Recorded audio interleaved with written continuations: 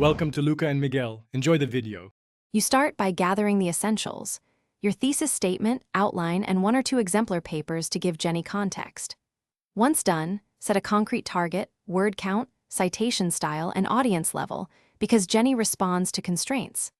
Next, open Jenni in academic mode and paste your context above the prompt. Then give a clear first prompt like, draft a 300-word literature review paragraph with 3 citations. This gets the model writing for you immediately, while preserving academic scope. You now iterate. Ask Jenni for revisions that target tone, depth, and citation placement so changes are surgical, not global. For example, say, make paragraph 2 more critical and add a transition sentence.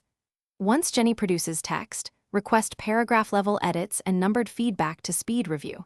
Make sure to ask for inline citations and a formatted bibliography, otherwise you'll lose traceability. Doing this keeps drafts modular, makes peer review easier, and preserves academic rigor as you refine content. You finish by running a final prompt focused on consistency, citation format, and read-aloud clarity. Polish entire draft for APA style and academic tone. Then export the text, manually verify every citation against sources, and run plagiarism and institutional style checks. If Jenni drifts or invents citations, troubleshoot by resetting the session, repasting your key sources, and narrowing prompts to explicit tasks. This recovers accuracy quickly and ensures the final manuscript.